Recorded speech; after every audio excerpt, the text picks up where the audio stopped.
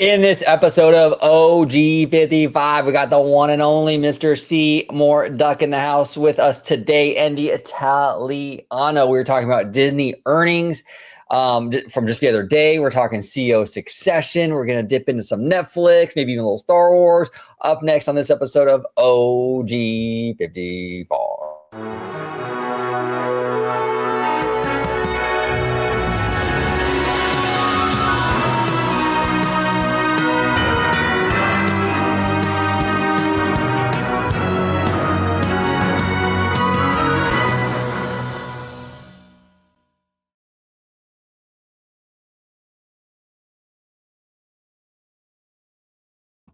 Welcome aboard, everybody, to another episode of OG55. We're talking about earnings call, CEO succession, all kinds of stuff today. Before we dive in, I want to introduce my fantastic panel. We got the one and only Mr. Seymour Duck. Welcome back to the show, Seymour. Hello. Welcome to be back, especially when we nerd out with numbers and corporate talk. Yep, exactly. When we do numbers and corporate talk, we always ask Mr. Duck. It's a given. Mr. Duck, where can everybody find you on social media, sir? Yeah, you can find me on all social media platforms except Blue Sky at Mr. Seymour Duck, and at Blue Sky, MrDuck.social. There he is. Make sure you follow him. And Seymour, you're gaining a lot of traction actually on X. You're up to like 1,600 followers or something? Yeah. Apparently, I'm growing a lot of followers in Sweden. Okay. Because my number one stock holding right now is Evolution Gaming. It's a gambling company, and it's a Swedish company. So everyone's now following me from there because I talk about their numbers and okay, he's an investor, I'm an investor, so we follow each other. Yeah, that's what's happening. So they're, I think, second or third, and now growing in my followers. So I'm like, okay, that's pretty cool. That is pretty cool. And then you got your Japanese followers for all your Nintendo stuff. You got your Disney people. You got a nice little mixed bag, you know? Yeah, I got Japanese for the VTubers and the Nintendo, and then I got my Disney, and now I got my Swedish for the gambling company. It's perfect. Absolutely perfect. Mr. Italiano, where can everybody find you on social media, sir? Absolutely. You can find me on X, formerly known as Twitter, at Disney George. You can also find me on Instagram, Threads, and Blue Sky under the Disney Italiano. And of course, you can find me right here on my home base at Orange Grove 55 with Citrus Corner, with all that sweet, juicy, but sometimes sticky Disney news and info. That world famous Italiano feel. It never gets old. All right, here we go, gentlemen. So I'm going to start the party off with Yahoo, and then we're going to dip into our friend Jack from DSNY in regards to this earnings call. But Disney stock jumps as earnings, streaming profit, and guidance tops estimates. This is from Alexandra Canal. Oh, wow, she's pretty cute.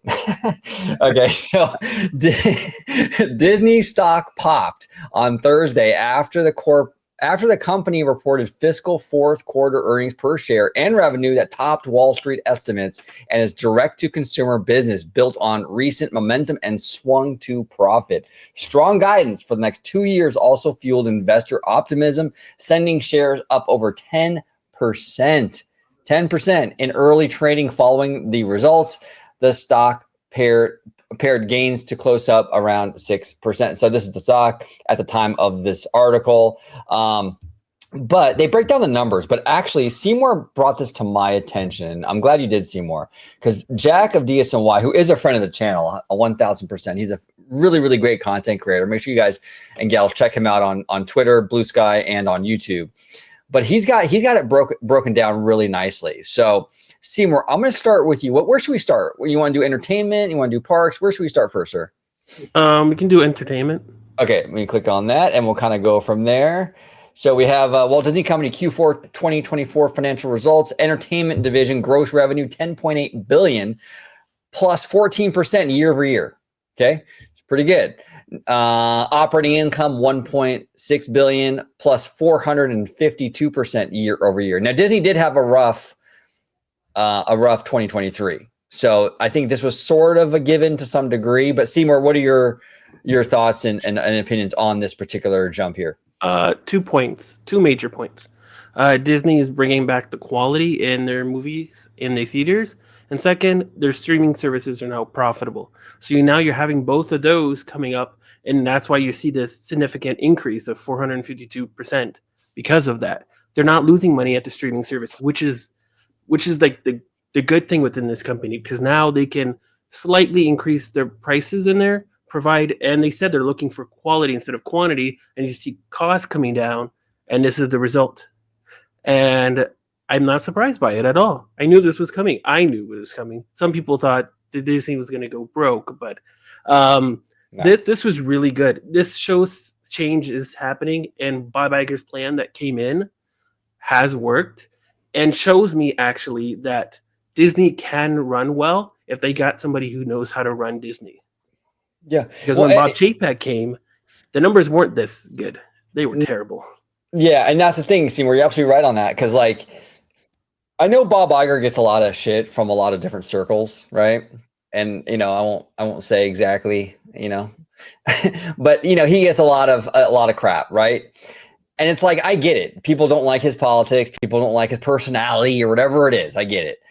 But the fact of the matter is, he ran Disney very, very well. That first tenure up until 2020, it was when he left the first time. And he ran it for many, many years, from 2005, I believe, 2006 until 2020. Okay. He did a great job. I mean, the stock, everything, creatively, everything was up. Everything was up under Bob Iger. He leaves, Chapek comes in, and Chapek, just under like a matter of a couple of years, just completely just gutted everything. It was so it was kind of decimated, like just the relationships in Hollywood, the quality of the product was going down. Everything was really kind of just not in a good place. And it shows you just how fast that stuff can really take a turn, right? Now, to be fair to Bob Chapek, we did have the pandemic, which, obviously was a huge factor in all of that, but it wasn't just the pandemic with Chapek. I mean, he shit the bed on his own a lot outside of the pandemic. You know what I'm saying? So Iger comes in, though, a couple of years ago. I think it was in 2022, I believe. Iger comes back. And here we are again. He's able to turn that ship around, and we're starting to get the growth again. And again, people don't have to like Bob Iger. I'm not saying you got to like Bob Iger. I'm not saying you got to worship at the altar of Bob Iger. No one's asking anyone to do that. I don't do that. He's not perfect, and his decisions have not been perfect. But there's no denying the dude knows how to run this company. And here we are 2 years later. We're starting to see the results, and things are trending in the right direction again. It's not a coincidence. You know what I'm saying? Bob knows how to run this thing. And like you said, Seymour, things are changing and for the better, Mr. Italiano, what are your thoughts on just the entertainment gains this year? Yeah, I think we were kind of anticipating that it was going to be high numbers, good high numbers. But I'm glad that it kind of,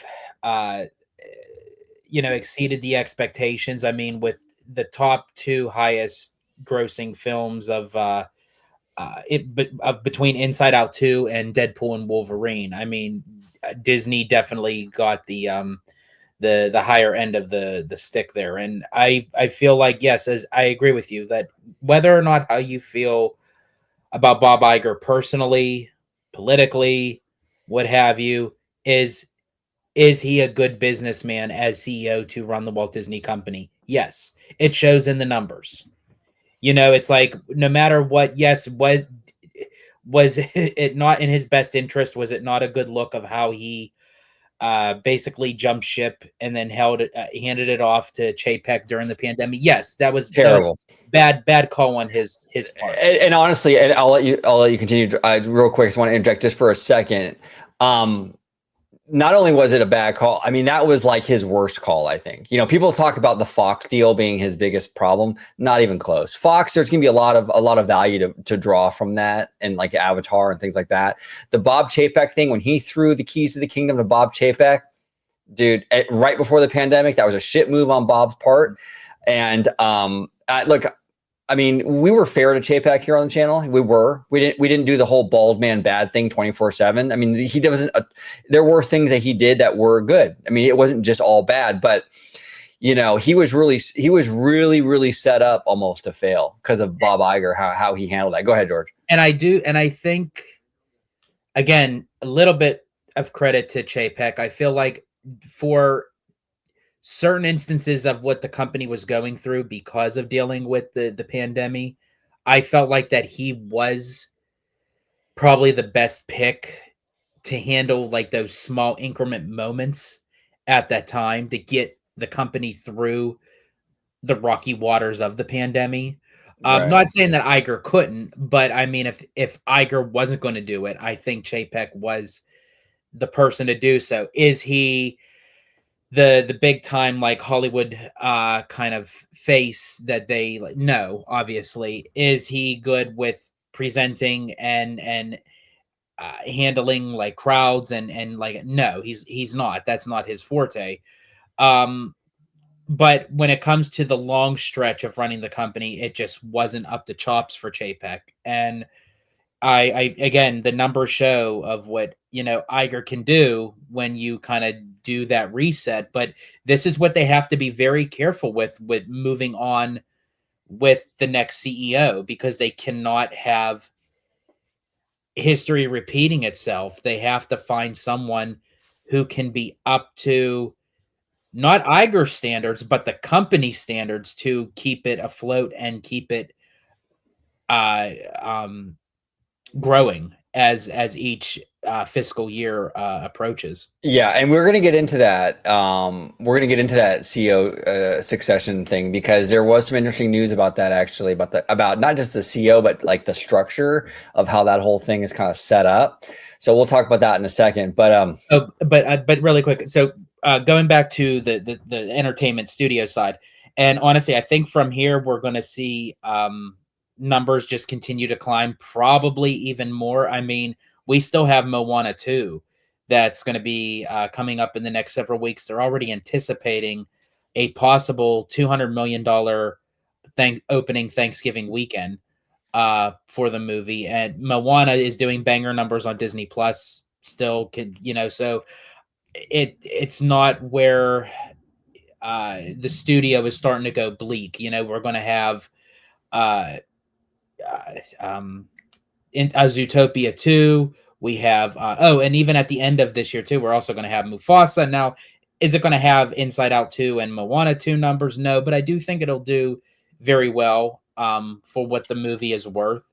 But yeah, next year we're going to have Zootopia 2. We're going to have in the future for Fantastic Four and what have you. So there are movies that are in place where the fiscal year for the studio does look promising. yeah, exactly. And look, every studio has an off year. And that's why when people were saying like last year that Disney has brand damage, right? There's all this brand damage and the families are giving up on the Disney brand. I'm like, I don't think so. I don't think so. I think that what people want is just a movie that they're interested in at the end of the day.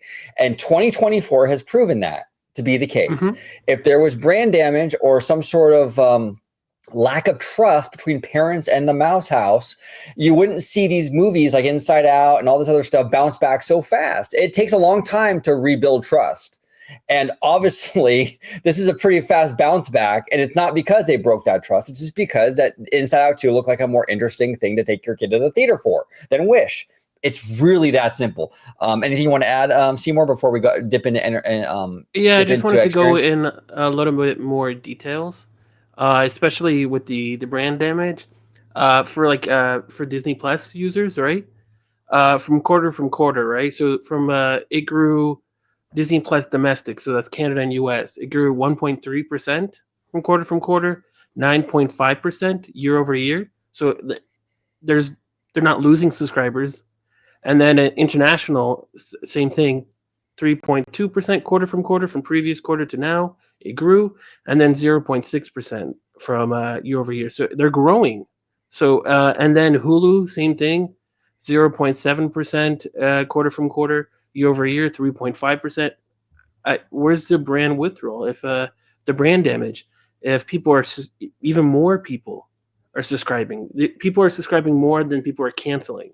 Right. So, and the people are staying, right? So, those are good. Even though they're not focused on growth anymore as much, they're focused on profitability, which is what I wanted to bring another point with direct to consumer. They have roughly around 300 million now in profitability for direct to consumer, where linear has been decreasing so significantly. It's at 500 million. It's getting to the point. Even I saw it on CNBC that their streaming is about to catch up with linear, and that pivot point, and that's what the shareholders were very happy about when they saw that. They're seeing that, okay, Disney's streaming service is actually working. People are actually engaging. People are viewing the ads. I remember Bob Iger was saying in the earnings call that more than 50% of new subscribers are on the ads, and they're showing it. These numbers are coming in. The report said there was up 6%. The next day was actually up another 5%.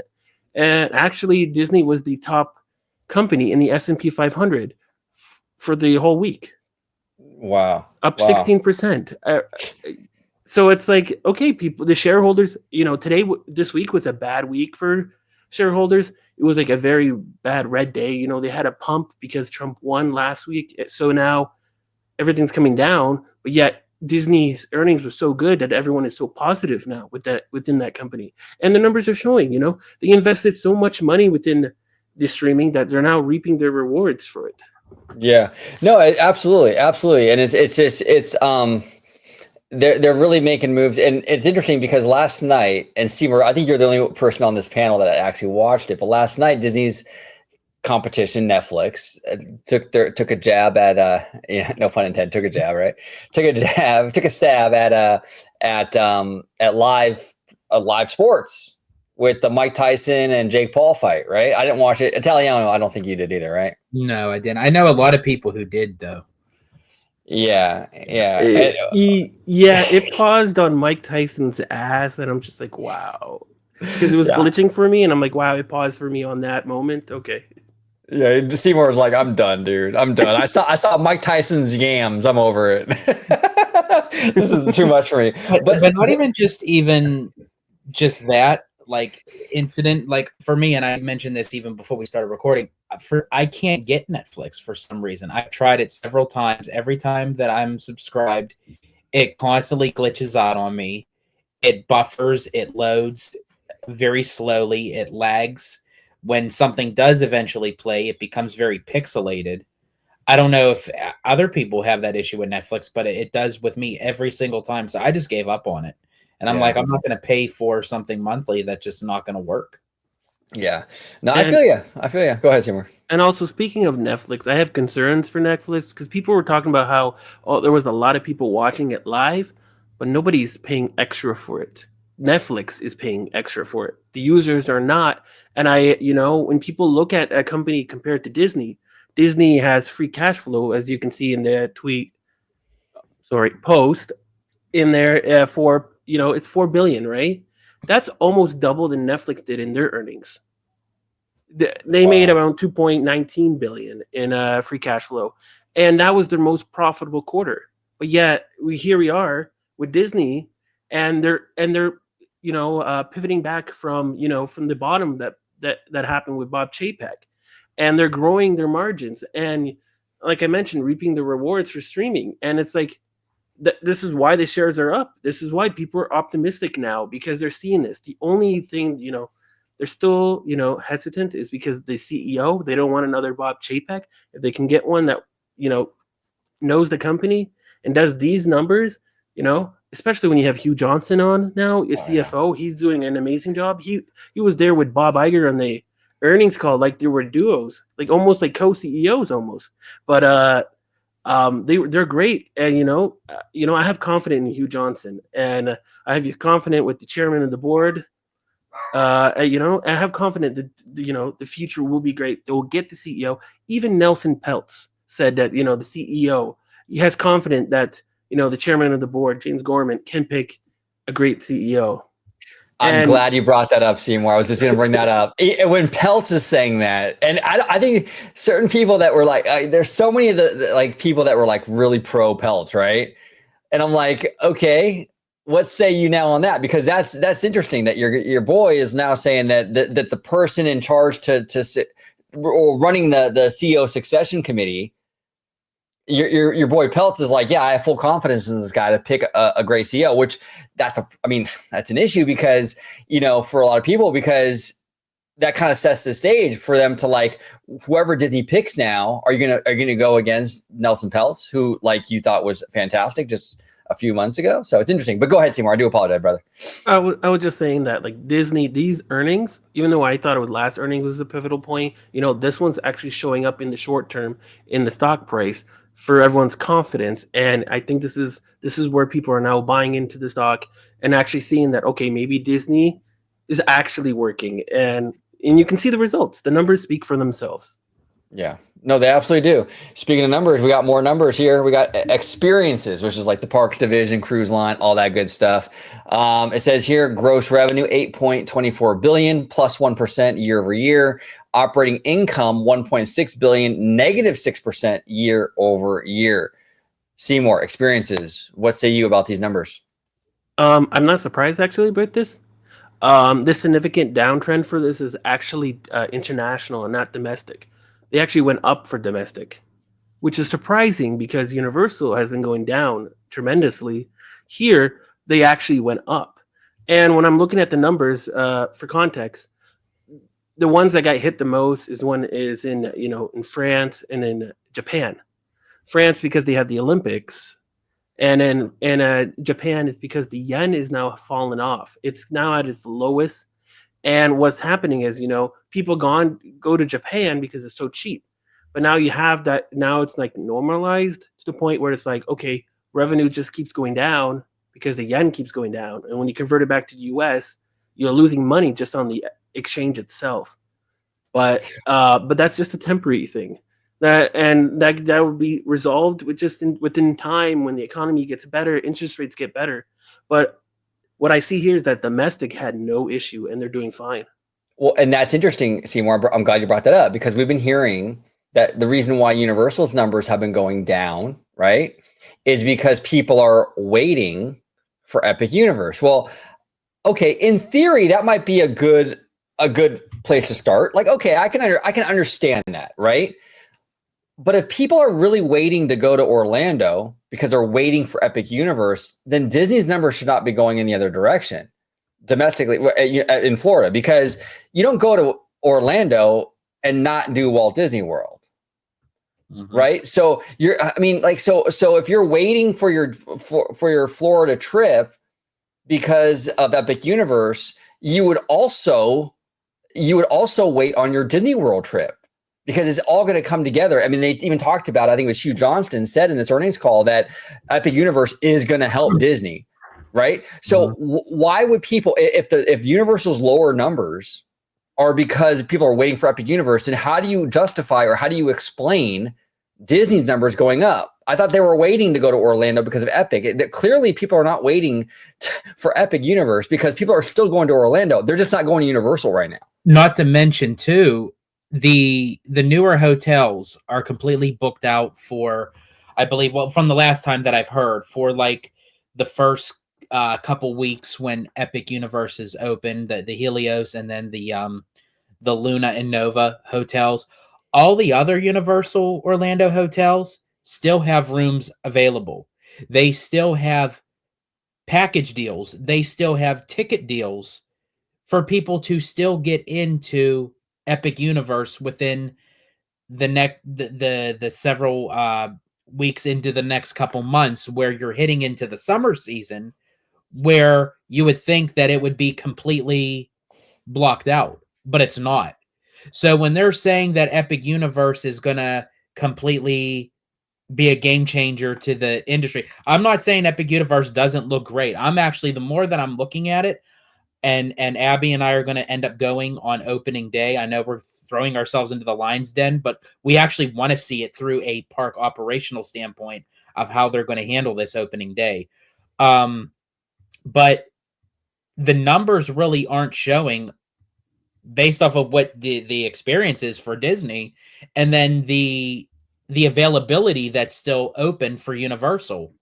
It's just not showing. No, it's not. I mean, and look, I think the problem was, and I've been saying this for a long time, is that the fandom has sort of created an expectation level with this park, which is actually unfair to Universal, to be quite honest with you. For years now, the expectation within fan circles was this thing was going to, I mean, in some cases, fans are saying was going to decimate Walt Disney World, which I never believed that. Mm-hmm. But even just change, like, like just earth-shattering change coming to Orlando. And it's like the expectations are so high. I don't think this park is gonna live up to those expectations in terms of its performance. I really don't. We're not seeing those numbers right now. We're not seeing incredible game-changing numbers right now. Like I said before, my Universal fans get mad at me, I'm not saying it's going to be a flop. I'm excited about it. We're all excited about it, right? It's going to be very cool. But is it the game? Are we seeing numbers coming out of Universal right now? We're only a few months out now for the opening. Are we seeing numbers that's really gonna heavily impact, the Walt Disney World Resort, or really change the game in any really significant way? I'm just not seeing that. Maybe as we get closer, we will start to see more of that, and very possible. As of right now, though, it's been like, okay, you know what I'm saying? So we'll see. Now, Hugh Johnston came out and said, look, you know what? We're not scared of this, because usually when parks open in the Orlando area, it helps Disney, which is true. Now, look, I mean, there's different tiers of parks and different, right? So you have like the Busch Gardens and those kind of parks, right? Which, SeaWorld and all that kind of stuff, those kind of parks open, and you might get a little bit of a bump probably. But probably not a whole lot. But the last time we got a big park, like actual competition, like real competition for Disney, was Islands of Adventure in 1999. You know what I'm saying? So there is some history here to look back on to see if like Disney's been impacted in a positive way. Obviously, Hugh Johnston seems to believe that this is going to be the case with this. I tend to believe so too. I mean, just because I don't think you go to Florida and you don't go to Walt Disney World. I think it's baked into the cake, but it's baked into the cake. You're going to go to Walt Disney World. You know what I'm saying? And I think this is going to impact Disney a lot less negatively than a lot of people thought going into this. And I've been saying that for years, and nobody wanted to hear me. Like, if you go back 2 years, OG was on camera talking about this and how it's not going to kneecap the Walt Disney Company when everyone else was saying that it was. You know what I'm saying? So it's interesting. But Seymour, any kind of final thoughts on this experiences thing before we move on to other stuff?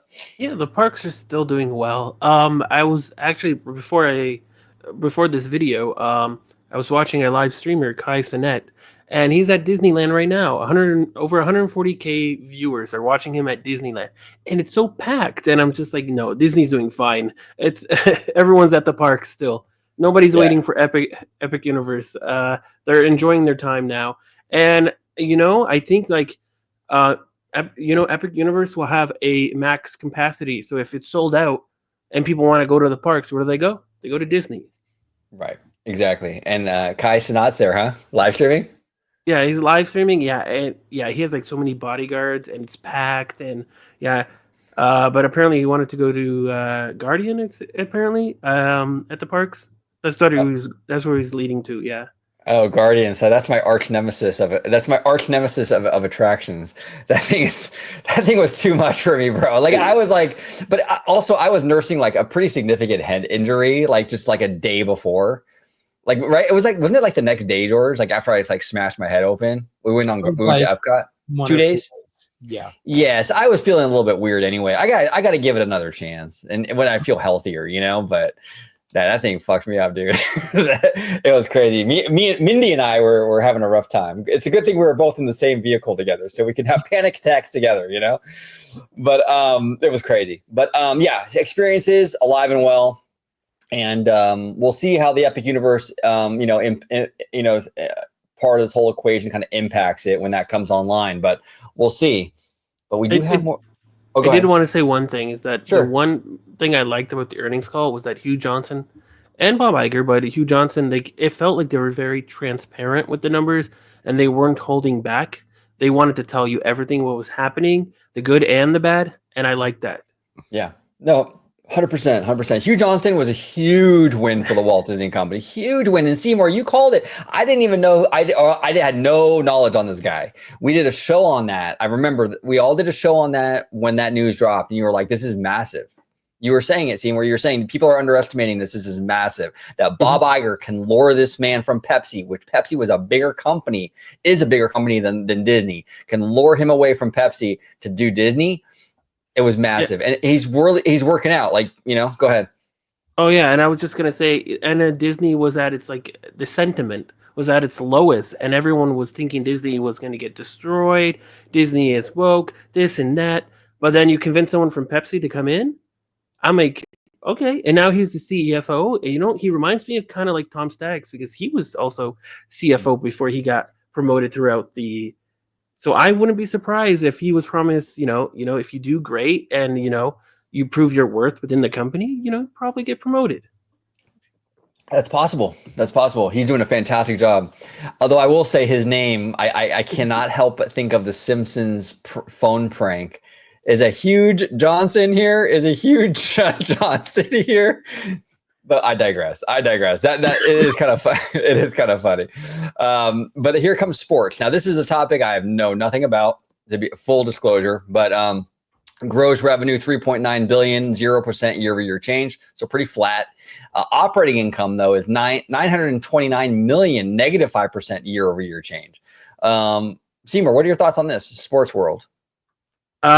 Same here. I'm not into sports, so but the thing is, with sports, it has gone a little bit more expensive now with the competition with big tech coming in, and now Netflix trying to pave into the way with live sports. So it's a little expensive, especially when linear is now dying, and you don't have a full app yet for streaming for sports, and people have been waiting on that.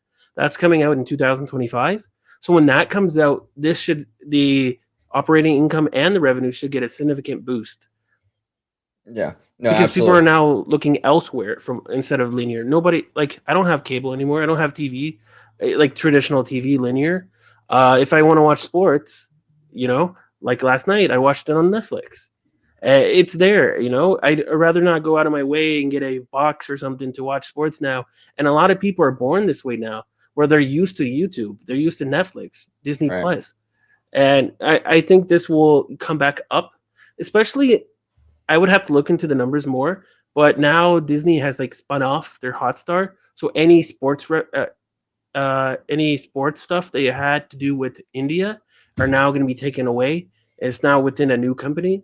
So a lot of these numbers, especially Disney Plus sports, are going to change dramatically because that little sector, because India was not really profitable. It was low revenue, low. It wasn't even making money for them, right? And now they can take that off their balance because now Reliance Industries, the majority owner, will now pay the significant cost for it, and Disney will do what Disney does best: great quality content. There we go. So it's like a licensing, almost like a licensing thing, Almost, right? yes, but Disney is a minority shareholder, so it's like the previous Hulu, but it reversed. Now Disney has become the Comcast, and now Reliance Industries is now Disney, and they just provide the content that Disney does, and I think it's gonna be a great partnership because it will reduce costs in every sector of their business for Disney, and they can just focus on profitability and create good content. It's interesting, Seymour. You said you watched that that fight last night, right? And it's like there were a lot of people predicting, like, oh, this thing is gonna be big for Netflix. I mean, I get it, but man, did they drop the ball last night, dude? I mean, I was seeing all kinds of stuff on social media with how this thing went with the connection issues or the lag time and the load thing, right? And it's like, now, in your opinion, I mean, how is that going to impact? Because don't they have wrestling coming up with that? They have NFL coming up, and then they have wrestling WWE in 2025. And sports fans, that one was a fight, but that wasn't a fight for real sports fan, right? Real sports fans, they want to see WWE, they want to see NFL, and if you screw that up, you're going to create real brand damage, and people are going to think Netflix can't do this. Why can't they do this? I thought they were the top streaming company. And then you go to Disney and they're launching their ESPN app in 2025, and they're going to be like, oh yeah, we've done it all this time. It's no issues here. You watch, there's no glitches. Because right now, if you go to ESPN, they don't have any issues with any of their streaming. But it's more of an add-on right now, ESPN Plus, instead of like a full app streaming. So you only get additional shows, additional things that are added on to the cable package that you get. But when the full app comes out, it will show Disney's strength that we've been in this business for years. We actually had a streaming app already. But now you can come in and you don't have to go to Netflix. When you're glitching out, you can come to us. And I think you'll see that strength come in. And like I mentioned, when that app comes out, you'll see operating income and gross revenue change dramatically. Okay, interesting. Yeah, I'm honestly, it's interesting. It's kind of funny actually. Like totally not a sports guy like you, Seymour. I'm a nerd. We're both like we're all nerds here, you know. But it was funny back in like the lead up to like the Force Awakens, right? I love Star Wars. I still love Star Wars, but in the lead up to the Force Awakens, Disney did a lot of this cross promotional stuff where they would give you like the new trailer for the Force Awakens like during like Monday Night Football. And they don't tell you like what time it's going to be. It's just during the game. So I had to sit through this whole freaking game, and I tell you, man, it was like trying to chew through the pizza box to get to the pizza. It was excruciating, man. I hated that. I hated it. But you do what you got to do, right? George, what are your thoughts, man? I know you're a little bit of a sports guy, right? You like your Pittsburgh, was it Pittsburgh Steelers? Steelers. Yeah, I'm a little bit into the sports when it's just like proclaiming to like my teams.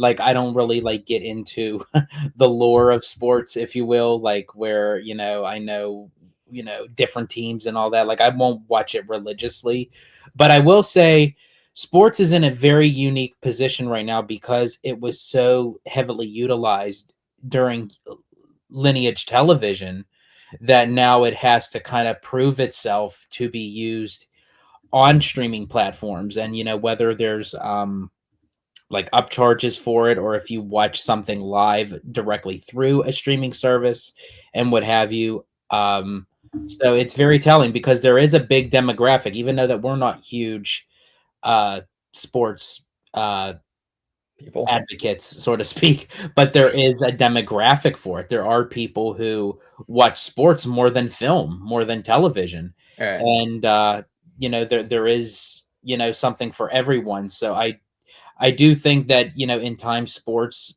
the numbers will eventually grow.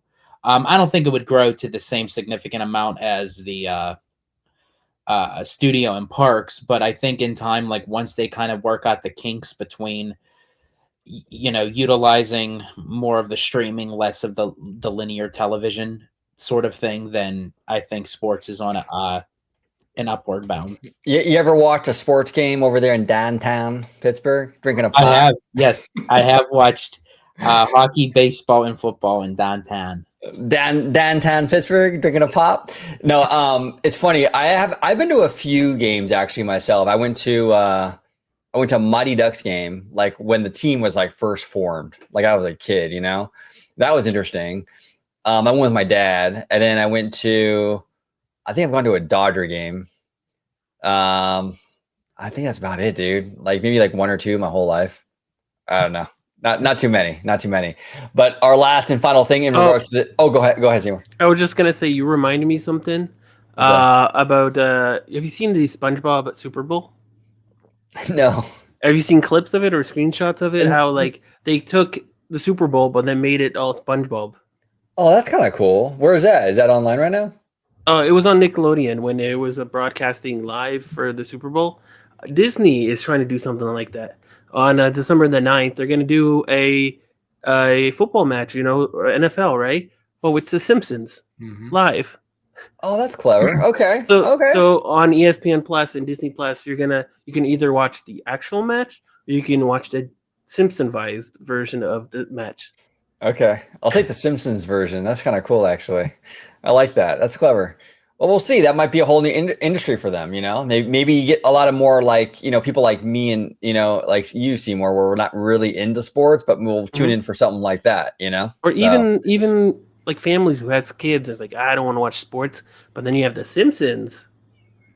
I'm like, okay, maybe I want to watch it. Well, with the SpongeBob one, what they did was they didn't replace any of the actual like players, but they just made everything look more fun, more like even the audience was coming from SpongeBob. Everything was just more fun, and then the announcers and everyone there was Patrick and SpongeBob. It was pretty cool.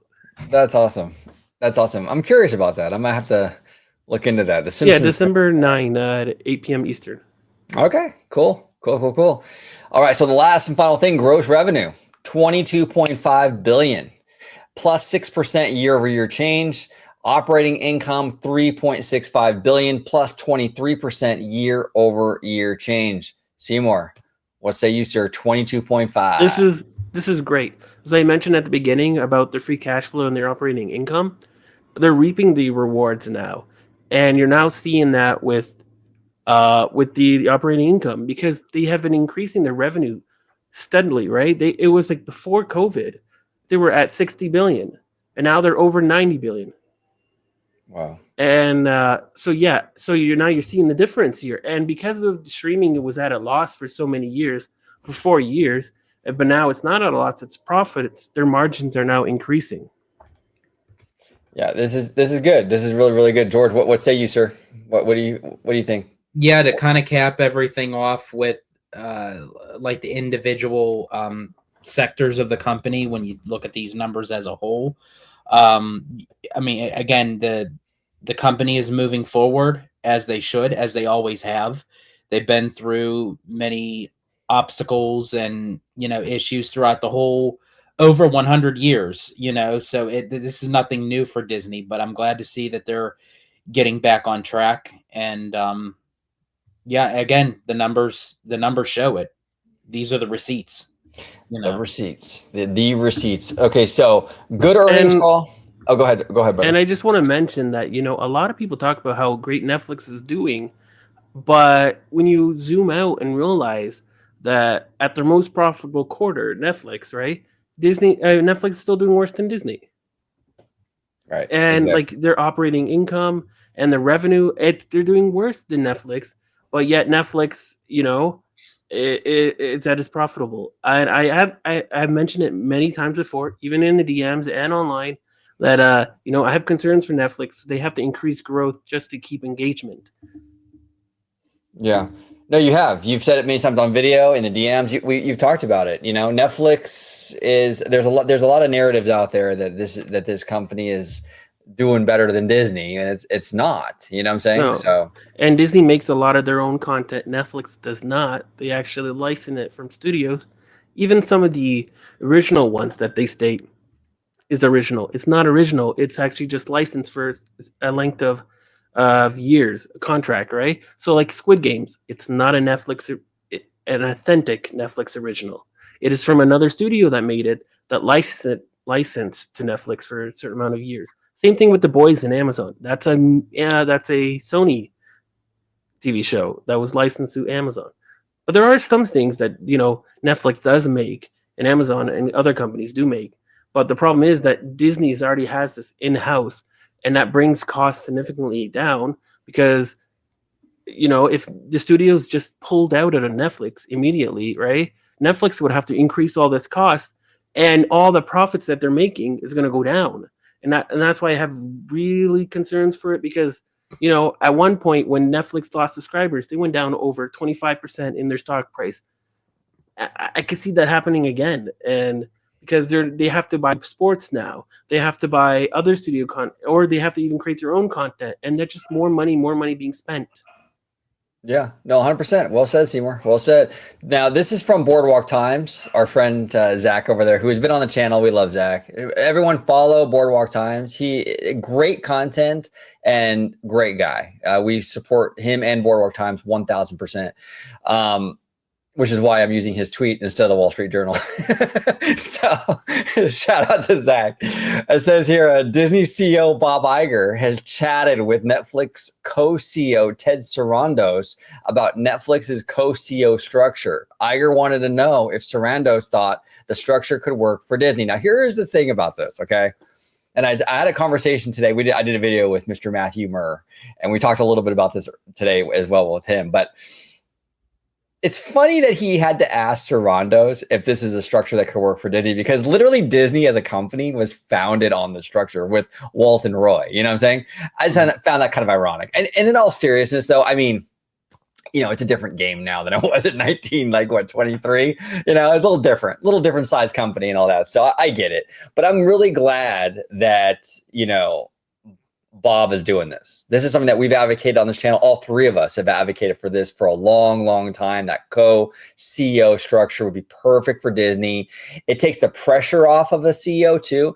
If you just put Dana in there or just put DeMauro in there, that one person, that weight of the weight of the whole company is on that one executive. But if you put that duo co-CEO team in there, it kind of relieves a little bit of that pressure because you're depending now on two people. You also play to the weakness of the other person. And what I mean by that is the problem with Josh is that right now we're in a pivotal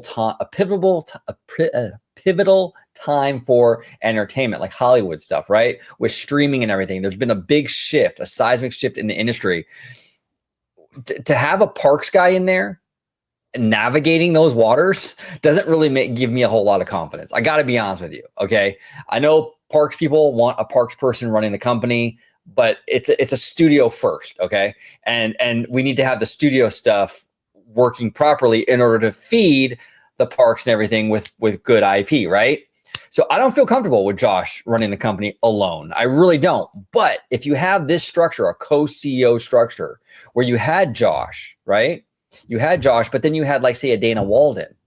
Okay, now we're cooking with some gas here because now Dana can fill in the gaps and play to DeMauro's weaknesses. DeMauro doesn't have the Hollywood experience, but Dana certainly does. And Dana doesn't have theme park experience, but Josh certainly does, right?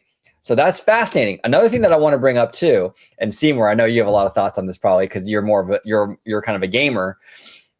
Andrew, what's his name from EA and Seymour? I forgot his name. Andrew. I forgot his name from EA Sports. I forgot his name too. Okay, it's Andrew. I know his first name, but I don't know his last name. It's Andrew from EA, right? He's on Andrew Wilson. Andrew Wilson. Thank you, sir. Thank you, sir. So Andrew Wilson is on the list to become the next Disney CEO. Okay. So that's interesting. So you could have, if you had Andrew Wilson come in and he was a part of that co-CEO structure and you had like him and like Dana Walden, okay, that might work. Now I've seen a lot of people say that EA has a bad reputation. Okay. They have a bad reputation.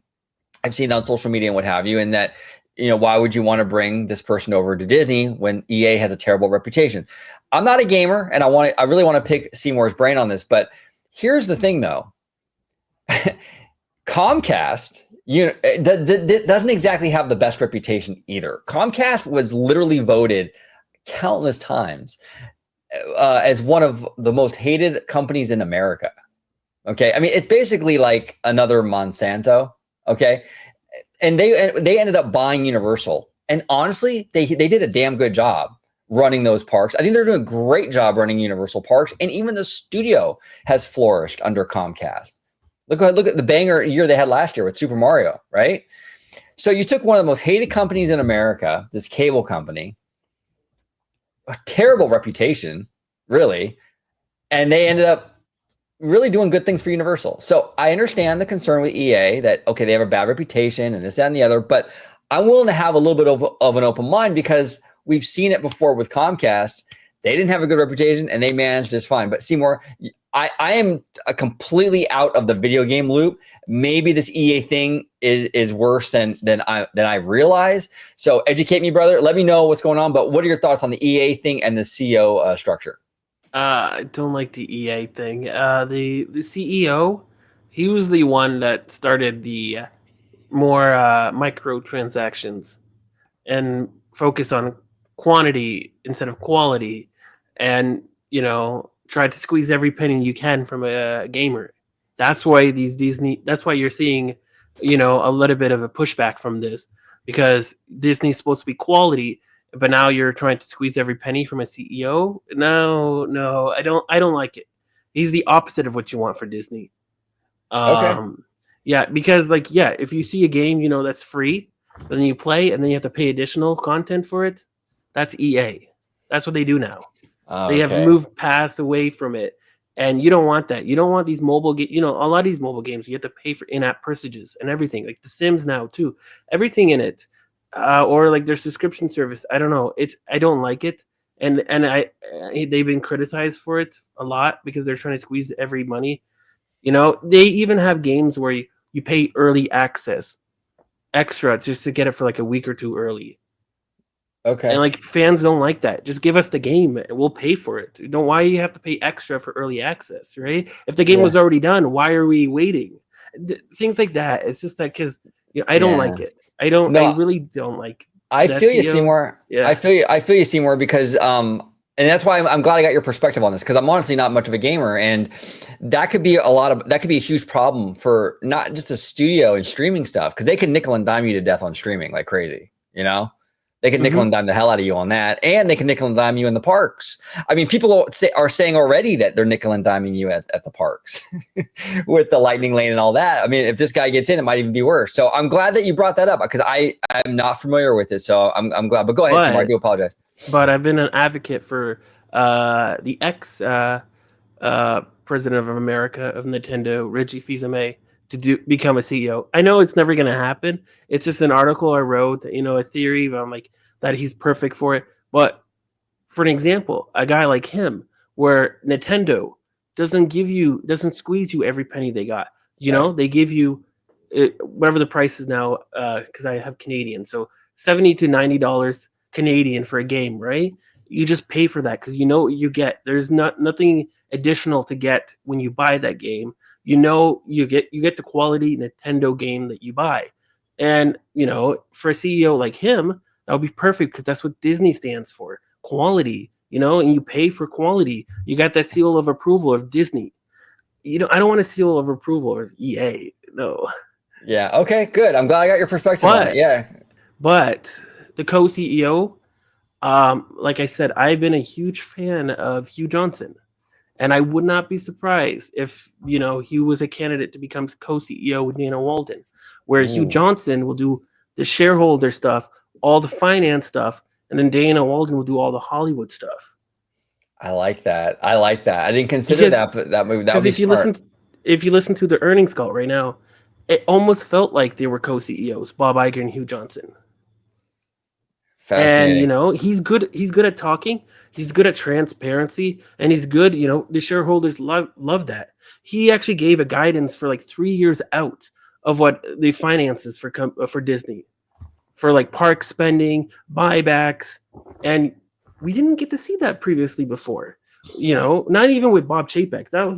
No, he wasn't. He was not a great presenter, Bob Chapek, but Hugh Johnson, on the other hand, I'm an advocate for him to become co-CEO if that ever happens, because like Tom Staggs was, CFO, and he got up on the ranks, like I mentioned before. I would not be surprised, if he was co-CEO, or at least president, right? That would I'd be rather good. have him than Josh.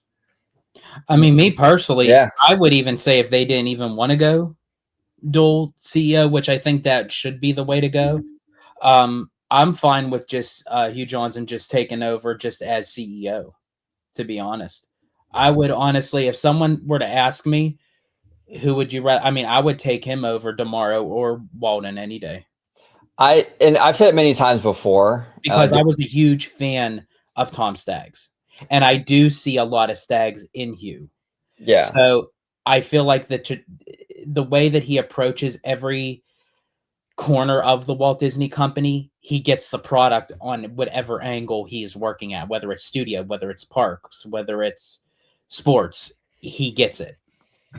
And just a few things. A lot of people on X have DM'd me or messaged me through comments saying that Hugh Johnson needs a promotion. I know he's not going to be CEO, but he needs a higher rank. That guy did a great job at the earnings call, and we want him to be promoted. And I agree. So the sentiment is there among the Disney shareholders, at least in my circle. Yeah, no, he's got the chops. He absolutely does, and he's gonna be. Hopefully, he's gonna be with Disney for a very long time, because I'm super happy with him. So much better than what we had before with McCarthy. Oh God, I mean, just night and day. I mean, I don't know. This guy, he can talk too. That's the thing. You see him on like CNBC and these financial shows. He knows how to talk. He's got like the personality, the charisma chops as well. He's not just like like Bob Chapek. Bob Chapek knew numbers, but man, this guy had like zero personality. He had like the personality of like a paper bag, Whereas yeah, right? D23, I think it was after COVID. He got booed. Nobody Yeah. wanted him on stage. He was just didn't like him presenting in anything. Yeah. It was bad. Now I will say though that was it Christina Shafee, I think her name is, the PR woman. She made a good call when she advised him to grow the beard. I think the beard helped a little bit. You know what I'm saying? George is gonna make a joke. I just know. I can see it. I always see it in your face, George. I can always see it in your face. But I think the beard softened him up a little bit. I think it made him a little bit more likable. He looked a little less like Dr. Evil with the beard. So it helped. But George, I mean, I think the beard honestly did absolute shit for him. Well, it was the inspiration for King Thanos for the new Avengers ride, right? Wasn't it? A lot of people had put that like them side by side, saying like, "Is this the true villain of the Avengers e-ticket?" I remember seeing like a lot of people posting that up. Yeah, absolutely. George, so before we get out of here, though, what's your thoughts on the co-CEO? I mean, obviously, I know you love the idea. We've talked about it so many times, but any... Yeah, so yeah, for the co-CEO, the more that I'm thinking about it, because I do agree with you, it's like, why would Iger even approach Netflix of like saying, oh, will this work and everything? But we are in different times right now. You know, it did start off with Walton Roy and then Eisner and Wells, but I think Iger is trying to really exhaust every outlet and alleyway that he could possibly get inspiration from and get opinions on and what have you. Because again, once this is done, this is it. There's no take backs, there's no redos on his part. Because he knows, he probably won't ever admit it, but he knows that he, pardon my French, fucked up the first time in 2020 with Chapek. And if he really truly is going to be gone by 2026, he definitely wants to leave his legacy at Disney and not what he did attempt to do in 2020. He is doing the right thing. He is cleaning up his mess, but he wants to make sure that that mess is not done again. Now, I'm not saying that the company wouldn't be going through their ups and downs like a roller coaster ride, no matter what. You know, it is what it is. But really quick, I did want to mention too, it does also create the thought of, depending on who does get in as CEO or co-CEO and what have you, the structure of how the company would be moving forward. For instance, we just found out recently, huge shocker, that the December 2026 Star Wars film has been removed and replaced with Ice Age 6. Now that's telling, in a sense. That's actually sad in a way. We all kind of knew that's what was going to happen, but to actually have it replaced with Ice Age 6, a fifth sequel in a movie that came out in 2001, that a lot of people thought it kind of fell off the wayside. That is what's replacing the slot for a Star Wars movie. Yeah, and this is the thing, George, and this is, we've been talking about a lot of this on the channel. A lot of people, you know, will accuse us of being pixie dusters and what have you, and we're not. We're very fair here. We've been advocating for a long time that Kathleen Kennedy needs to go. Okay, I'm not like obsessed with her like a lot of people are like, they hate her like so much. It's like weird, you know what I'm saying?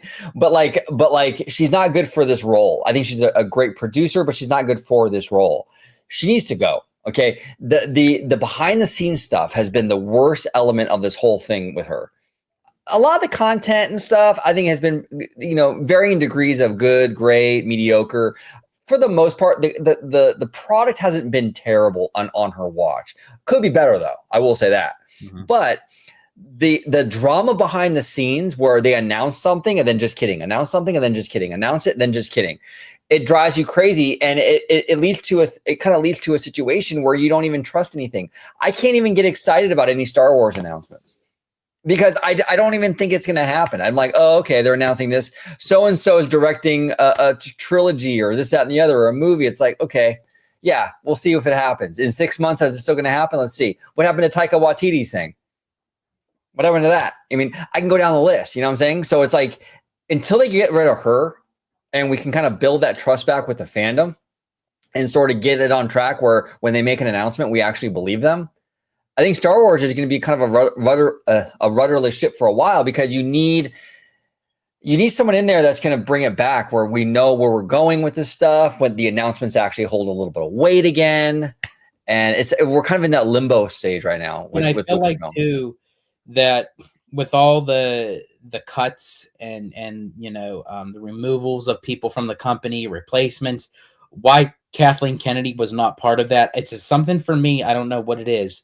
I don't know if it was something within her contract at a time for like a certain period of time, but it just seems like that Iger cannot let her go. Well, neither could Chapek, though. To be fair, neither did Chapek. That's true too. I don't know what it is. He couldn't do anything though, really, during his time. Well, yeah, but he got that one guy, Peter Rice. Oh man, he was like speaking of Star Wars. He was like Vader in the Village, right? He was just stone cold. Like he just fired that guy like. Mm-hmm. And then blew away. But I still wonder if it's something within Kennedy's contract that I no think one she's can touch her. Because I'm sorry to have that many bumps in the road. Yeah, I think she's just a Hollywood. She's Hollywood royalty, and I think they're afraid to touch it. Is I think what it is, and they just kind of want to wait it out until she decides she's ready to go. Maybe she'll go when Iger goes. Go ahead, Seymour. Yeah, I was just about to say that. My gut feeling tells me that she's gonna leave when Iger leaves. Yeah. Like, oh, my good friend, the CEO, leaving the company, it's my time to leave as well. But now, if Walden gets in as CEO, do you think she would? I know they have that friendship, but I know Dana Walden's making drastic changes within the company, like even for ABC and returning to X for advertising. A lot of these things within the company are being changed dramatically, even after Trump won. And you're seeing it. I would not be surprised if she's like, you have to leave as well. We need to make changes within the company. I would not be surprised because there's even news like ABC is trying to bring in more pro Trump voices into the View and other shows, and Dana Walden is she's a Democrat, but she politically pushing that aside and looking at what's right for the business. And what's right for the business is not Kathleen Kennedy, and she has to go. So I can see her pushing, the friendship aside and looked what's good for the business, because she worked at Fox, right? And she, her track record shows that, she can do all the things that, not politically charge, and know that she's not biased with a lot of these things. And I can see that with Disney, and I can see that going forward. Like, sorry, you have to go, but they're going to do it in the nicest way, which leaving is when Bob Iger leaves. Maybe when Bob Iger leaves, we'll see. And maybe Dana, like if she gets the job, they're friends, but maybe she'll still get rid of her, but it'll be sort of like she'll work with Kennedy to sort of make it look optically really good for Kennedy, her departure, her exit, or something like that. So we'll see. We need new leadership though at Lucasfilm. We do. Especially because there are some tiny glimmers of hope with Lucasfilm. Like I'm for sure that we're still going to get the Mando and Grogu movie. Right. We got the trailer, first look at D23. They're adding it to Smuggler's Run at the parks with Mando and Grogu and everything. And I think once you make an announcement like that a Mandalorian movie's coming, and then you pull that, I think every bit of hope for Lucasfilm would be down the tubes. But then you also have the Skeleton Crew, and then the second seasons of Andor and Ahsoka that would kind of tread it on water, but they need to make big moves, because it just seems like that Lucasfilm has fallen to the wayside, that between Disney Animation, Pixar, Marvel, it's leaving it in its tracks. Well, yeah, I mean, Disney Animation's on the rebound. You got Moana 2, right, coming out. That's going to be a crazy hit. You have Inside Out 2, which is already in the books as a crazy hit for Pixar. Marvel has already done big things this year with Deadpool, Wolverine. It's just Lucasfilm, and And I do want to state that Disney is smart. Disney sees the writing on the wall. They know what the issues are. They're not here just to burn cash. And if Dana Walden's big thing when she becomes CEO or co-CEO is like, I'm announcing that Kathleen Kennedy is leaving. You know how much praises that the audience, the fans, the fandom is going to get Oh yeah. for that? Oh. If that was her first move as CEO? Yeah. Oh yeah, because there's a lot of people, the people who are like obsessed with her that hate Kathleen Kennedy and make video after video after video about hating Kathleen Kennedy are likely the same people that won't like Dana Walden. Okay. And so if that's her first move or one of her first moves, that's going to create a lot of people's heads are going to be like, what? I don't know what to say, you know, because like she's like Kennedy's enemy number one to so many people. Right. But Dana Walden is like, I think there's a little bit of that energy there with Dana with these people.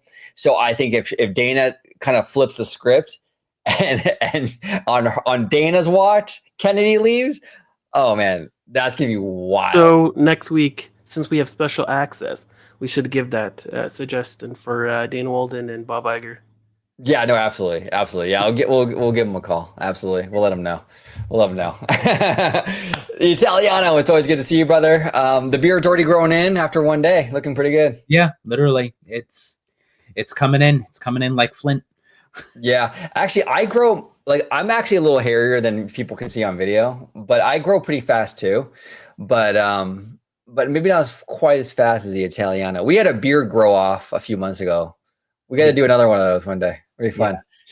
It'll be fun. But George, where can everybody find you on social media, sir? Absolutely. You can find me on X, formerly known as Twitter, at Disney George. You could also find me on Instagram, Threads, and Blue Sky under the Disney Italiano. And of course, you can find me right here on my home base at Orange Grove 55 with Citrus Corner, with all that sweet, juicy, but sometimes sticky Disney news and info. Sticky Iggy and Mr. Seymour Duck. Always good to see you, brother. Where can everybody find you on social media, sir? Yeah, you can find me on all social media platforms at Mr. Seymour Duck or at Blue Sky. Yeah, Blue Sky at MrDuck.social. There he is. Yeah, and actually, Blue Sky, man, I've been getting a lot of followers on Blue Sky lately. Like I'll wake up and there's like 25 new people following me. I don't know what's going on over there. I am too, actually. Yeah, it's crazy. I mean, everyone's leaving and going over there. It's wild. It's in Canada at least. It's the number one social media app right now. So people, because it's funny because it's funny because I'm getting more people that's following me on Blue Sky, but my X is dipping. So I thought that's kind of interesting. Yeah. No, it's there's a shift. There's a shift, and which we actually have to do a show. We should have brought it up today, but we'll do a different show on it. How Disney and Comcast and Apple are all going back to X at this time, which is kind of interesting in regards to like the election and all that stuff. We'll do a different show on it though, because there's a lot of moving parts with that. But that was kind of fascinating, you know. So, but thank you, Seymour, and thank you, the Italiano, and thank you all for watching at home. We do appreciate you. Comment down below with all your thoughts on everything we discussed today, the quarterly earnings, Disney on the bounce back, Lucasfilm, the CEO situation, Bob Iger, Hugh Johnston, and everybody have a great day. And thank you for watching this episode of OG55. Thank you for watching OG55. If you aren't already, consider becoming a member today.